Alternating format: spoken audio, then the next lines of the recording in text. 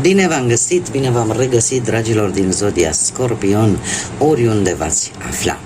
Bine ați venit încă o dată la o nouă lectură temporală, fără limită de timp. Aici, pe canalul meu Tarot Flori de Loto, eu sunt Nina, pentru cei care nu mă cunosc și ca de obicei mă bucur să vă am alături la fiecare lectură.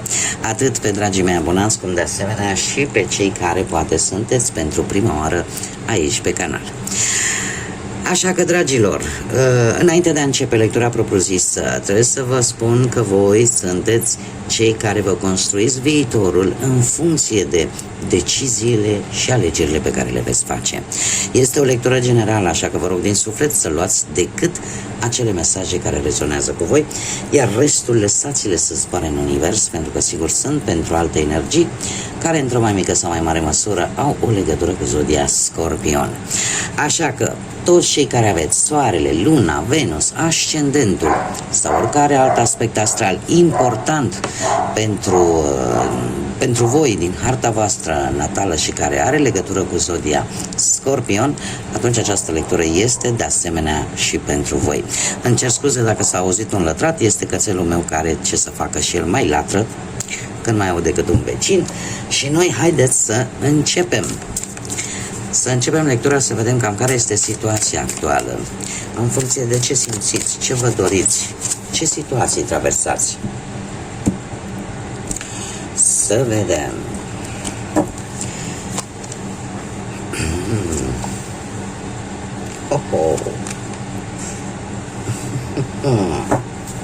Dragii mei dragi, în prima fază trebuie să vă spun că e ceva legat de viața sentimentală. Voi aveți niște intuiție, nu știu cum să zic, simțiți voi ceva acolo în interior, că cineva poate vă înșală. Acum poate, în prima fază este la nivel sentimental, da? Dar asta poate să fie aplicabilă și pe partea banilor și pe partea profesională. Dar cineva vă înșală, cineva vă minte, cineva nu e cum ar trebui să fie. Și voi sunteți în faza în care vreți să găsiți dovezi. Vreți să găsiți dovezi ale manipulării, a minciunilor, în așa fel încât situația să o întoarceți în favoarea voastră. Adică când o să bateți cu pumnul în masă, să spui, uite aici argumentele, uite aici dovezile.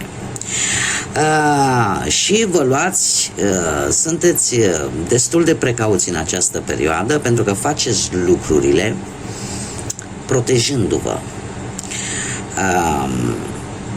Este foarte interesant, aici este legat ceva de partea intimă, da? Și de protecție. Acum asta mă duce cu gândul, mai ales pentru cei care sunteți într-o relație, poate ați avut la un moment dat în cap, dom'le, facem un copil. Dom'le, ne iubim atât de tare că vrem să facem un copil. Și ceva totuși va ridica semne de întrebare. Și e posibil ca la ora actuală, până nu găsiți dovezi, până nu vă demonstrați în primul și în primul rând vouă înșivă că se merită ca acest om, această energie să fie în viața voastră și să încercați să faceți o familie, voi vă veți proteja fără să spuneți. În așa fel, cumva, să evitați poate această dorință poate de a avea un copil. Pentru că există aici niște lucruri care voi le simțiți, nu vă plac. Iar dacă vorbim pe partea cealaltă, veți încerca să găsiți dovezi, indiferent că vorbim de muncă, de bani, încercați să găsiți dovezi, dar în același timp să vă și protejați, să nu se afle că voi sunteți în căutare de dovezi. Haideți să mergem mai departe și să vedem ce ne spune tarotul. Și azi am decis, dragilor, din Scorpion sau cu legături importante cu această zodie, să folosesc o altă etalare decât cea cu care v-am obișnuit. Ia să le punem noi aici. Și să vedem ce vine pentru voi, dragilor din Scorpion sau cu legături puternice cu această zodie. Sunteți un pic încurcați. Știți cum sunteți acum? Parcă ați vrea să știți adevărul, dar știți din proprie experiență, mulți dintre voi, că adevărul doare. Și doare rău pe un scorpion, un adevăr. De ce? Pentru că pune mult patos în tot ceea ce face și dezamăgirea e cu atât mai mare atunci când ea există. Situația actuală e posibil relaționată cu cineva dintr-o zodie de foc, berbec, leu, săgetător. Cineva care, cum să zic eu,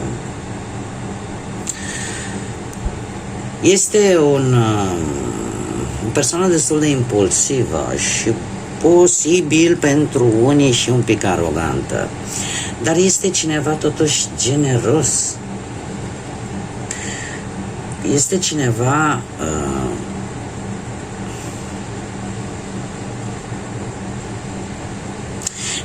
care de fiecare dată încearcă să iasă să fie în centrul atenției. Are această energie solară și de multe ori nu este atent că în jurul său nu sunt numai admiratori. Da? Atunci când nu o lumină în întuneric nu atrage numai țânțari, nu? Atrage tot felul de vietățuri. Unele care poate să-ți facă rău, altele nu. Nu? Că sunt musculițele alea care nu te înțeapă, dar un țânțar te înțeapă. Da, cam așa aș transpune eu situația asta și situația actuală implică această energie și ce se întâmplă în jurul acestei energii. Da, haideți că dezbatem imediat să vedem care e problema. Da, în mare parte așa e legată de această energie sau de ce se întâmplă în jurul vostru. Voi e posibil să fi realizat ceva, să fi încet să fi ieșit un pic la mal și asta a atras tot felul de energii. Haideți să vedem. Care ar fi problema? Problema este, mare atenție, o energie posibil, cineva care are în harta sa natală posibil energii de aer, Gemeni, Balanță sau Vărsător. Cineva care, știi, ți-ar bomba ca să scadă trompa, cum zicea actorul nostru genial, Caragiu, Toma Caragiu, da? Cineva care n-are nici cel mai mic regret dacă lui persoanei respective este bine, nu are niciun fel de problemă să, cum să spun eu, să folosească forța, să folosească poate violența. Este cineva care, eu aș spune că poate vrea neapărat să-și facă un plan. Și pentru a face respectivul plan, e cumva de ce să meargă până la capăt această energie. Acum, dacă nu vorbim de o energie, putem vorbi de situația, nu știu, dacă vorbim pe plan sentimental. Problema este că voi, cumva, cei care sunteți într-o relație, e posibil să fiți un pic distanțați. Și să gândiți poate că nu mai există șansa de o reîmpăcare sau poate că nu se mai vrea. Dar în mare parte problema vine de la ceva care s-a spus, ceva s-a greșit, s-au spus niște cuvinte și vouă v-au ridicat niște semne de întrebare. Cineva aici s-a grăbit foarte tare. Ce trebuie să înfrunți în următoarea perioadă? Va trebui să înfrunți un rege de monede. Va trebui poate să înfrunți o zodie de pământ, Taur, Fecioară sau Capricorn. Cineva care are bani, cineva care are o situație materială bună, cineva care are o siguranță mare pe ea, această energie are o siguranță foarte puternică în ceea ce îl privește sau ce o privește, o persoană ambițioasă și eu aș spune că ce ai tu de înfruntat din câte văd eu aici,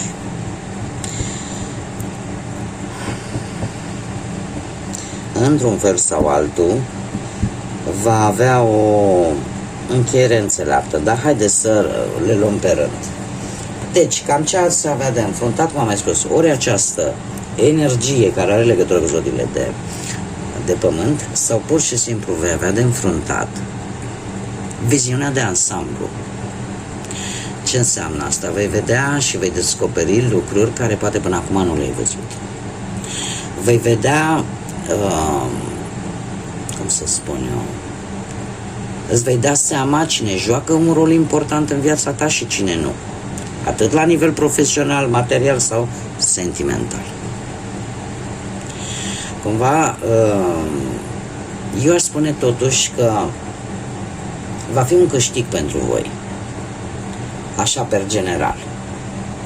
Va fi un câștig pentru că vei vedea de fapt cam cum stau lucrurile și în momentul în care tu te limpezești și vezi cam cum stau lucrurile, abia atunci poți și tu să te planifici și să vezi cam cum acționezi.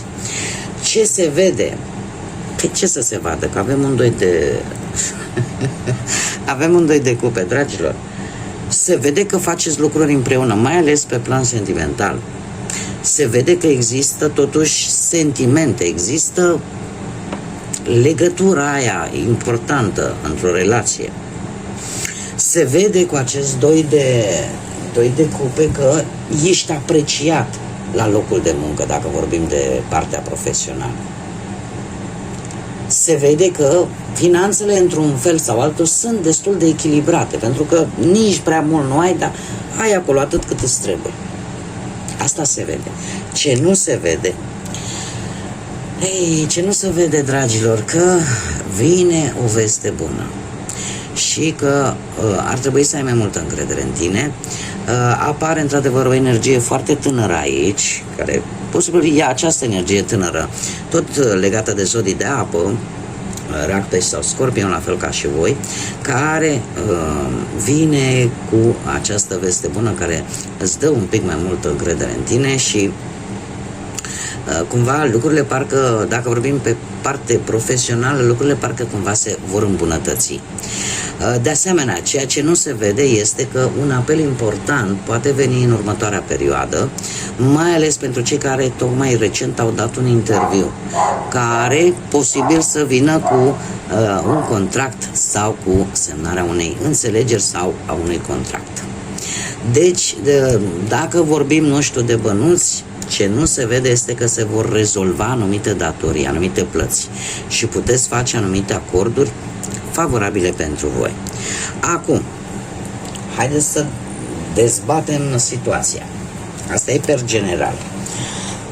Ce vine? Cum vor fi lucrurile în perioada imediat următoare? Se repetă încă o dată zodiile de pământ: Taur, Fecioară, Capricorn. Cu acest cavaler de lucrurile se vor mișca destul de încet. Faptul că avem justiția, o zodia balanță, poate vă spune ceva, și aici avem încă o dată zodia Taur. Faptul că avem atât cavalerul de monede cât și justiția, asta îmi spune că lucrurile nu se vor mișca foarte rapid, indiferent la ce vă gândiți și indiferent la ce aspect al vieții vă interesează. Lucrurile se vor mișca destul de încet. Poate vor avea și conexiuni, ceva legături cu legea, cu semnare, cam tot ce ține așa de legea asta terenală, de mers pe la judecătorie, de mers pe la notariate, de mers pe la, nu știu, tot ce ține de legea asta terenală. Lucrurile se vor mișca destul de încet. Ce pot eu să vă spun? Că se vor mișca bine. Că nu va exista rapiditate. Din păcate, nu va exista rapiditate. Dar asta nu înseamnă că lucrurile nu vor avansa. E ca și cum mai zice răbdare și iau pas cu pas. Da? Așa cum am mai spus-o și la o altă zodie, Roma nu s-a construit în câteva zile. Un imperiu nu se construiește în câteva zile, așa că aveți răbdare, indiferent de ce aspect al vieții vorbim.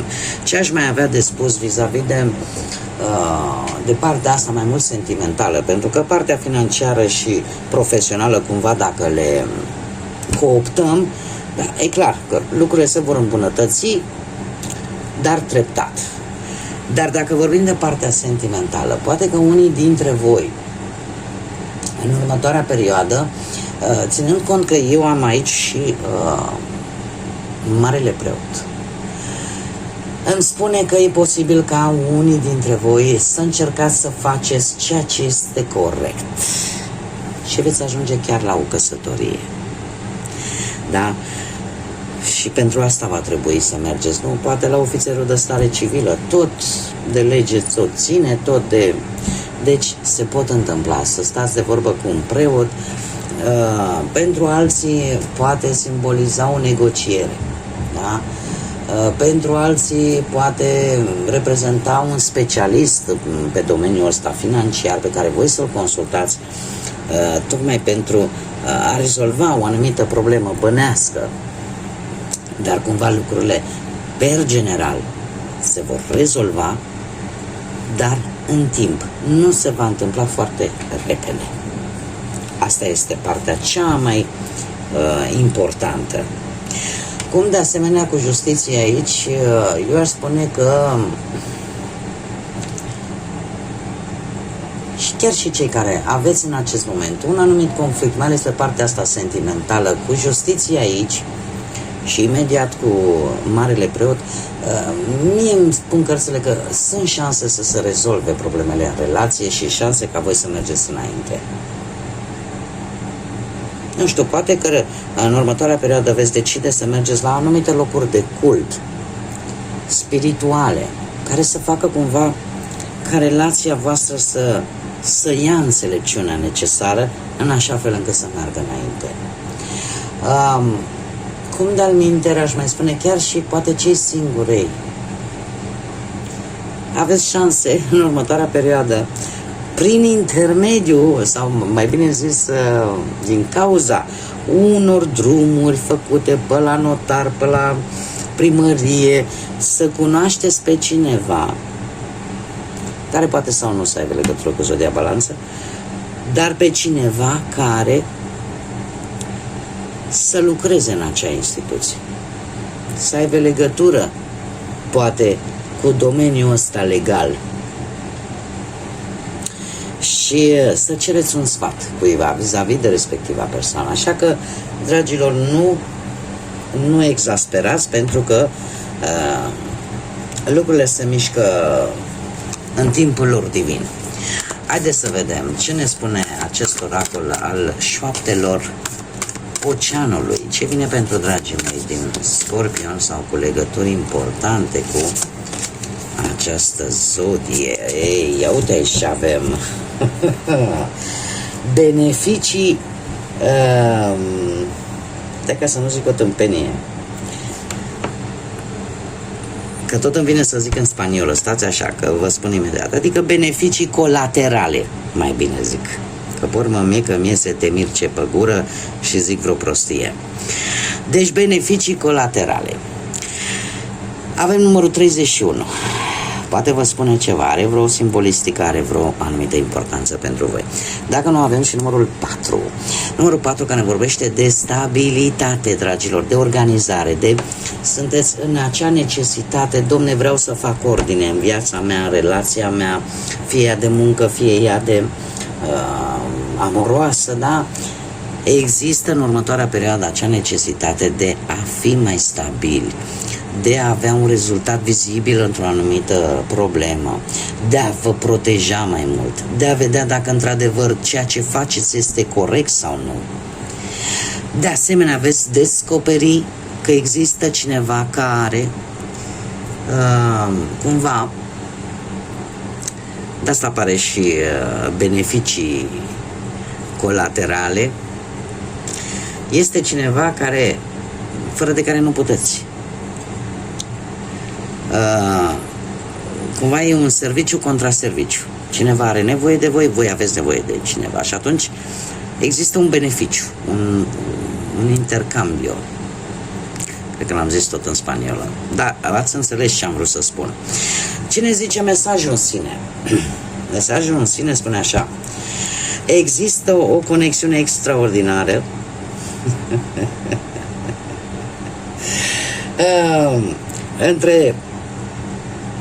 există o conexiune extraordinară în ceea ce privește ce ai tu în mediul în care tu te învârți în acest moment. Folosește-ți relațiile pentru a beneficia toată lumea, adică atât tu cât și restul. Există o conjunctură, sau va exista mai bine zis, o conjunctură în perioada imediat următoare în care cumva nimeni nu va avea de pierdut. Va fi serviciu contra serviciu. Iar asta vă va aduce stabilitate. Haideți să vedem ce ne spune și regatul sufletului pentru dragii mei din Scorpion sau cu legături puternice cu această zodie. Uite, chiar că am două sau lipit două. Haideți să vedem.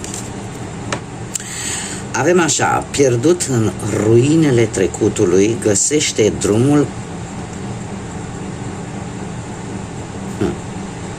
Găsește drumul către el acum și trăiește. Este de fapt, avem aici numărul 18. Numărul 18 care poate să vă spună ceva, să aibă un anumit simbol, sau numărul 9, care este un număr spiritual, este numărul, îl spun de fiecare dată de câte ori am ocazia, este numărul anului în care noi ne aflăm, 2025, și care ne vorbește de, e preambulul, da, înainte de sfârșit. Sunt 9 ani, ne arată că ceva se încheie din punct de vedere natural, firesc, se încheie un ciclu de 9 ani. Este momentul să strângem ceea ce am semănat de-a lungul celor 9 ani și de obicei când apare, mai ales în cărțile de oracol sau chiar și în cărțile de tarot, ne vorbește de acea necesitate de a închide capitole, de a te pregăti să închizi anumite etape și capitole din viața voastră. Și se pare că unii dintre voi ar trebui să ieșiți din toate aceste ruine ale trecutului care și-au făcut treaba. Ziua de azi va fi trecutul de mâine. Deci, dacă n-ai reușit să înveți ceva în acest moment, atunci trecutul tău nu o să aibă nimic să spună. Da? Trecutul are rol decât de a te învăța. Să nu faci greșeli, să nu repeți de fapt aceleași greșeli, așa că ți se dă că e momentul să pui capăt la ceva din trecut care te tot trage în urmă. Mergem mai departe și avem numărul 9, nu cred așa ceva, deci direct numărul 9, deja nu-l mai repet, ați văzut ce înseamnă și spune așa: abandonează anumite cercuri abituale și încearcă să te înconjori de adevărații tăi companieri, adevărații tăi colegi, adevărații tăi oameni care tu simți că sunt acolo lângă tine. Probabil că vă învârtiți într-un cerc vicios, vă învârtiți într-un cerc care nu vă face bine, unii dintre voi, și se pare că e momentul să faceți un pic de curățenie.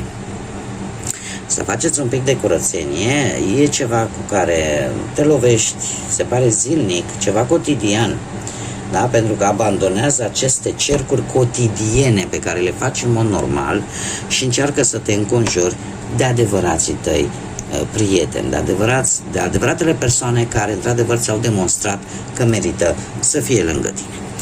Bun, dragilor, cam atât am avut pentru voi. Vă mulțumesc încă o dată pentru prezența voastră, pentru timpul vostru acordat. De asemenea, mulțumesc tuturor celor care prin mesajele lor și prin like-uri și prin distribuiri mă ajută în dezvoltarea acestui proiect minunat pe care eu l-am deschis aici pe YouTube, așa că mii de mulțumiri tuturor. Cum de asemenea le urez bun venit tuturor celor care sunt proaspeți abonați acestui canal. Trebuie să vă menționez, este gratuit, nu vă costă absolut nimic să fiți abonați, să urmăriți lecturile mele. Eu vă mulțumesc tuturor. Până data viitoare, când ne vom reîntâlni la o nouă lectură, numai bine vă doresc. Fiți înțelepți, dragilor, fiți voi și încercați de fiecare dată să învățați din experiențele astea care vin și să nu le mai repetați, pentru că până la urmă aceste experiențe vin ca să ne învețe ceva. Da? Eu vă doresc multă energie pozitivă, multă lumină în suflete, în gânduri și, desigur, numai bine. Până data viitoare, să fiți iubiți, dragilor!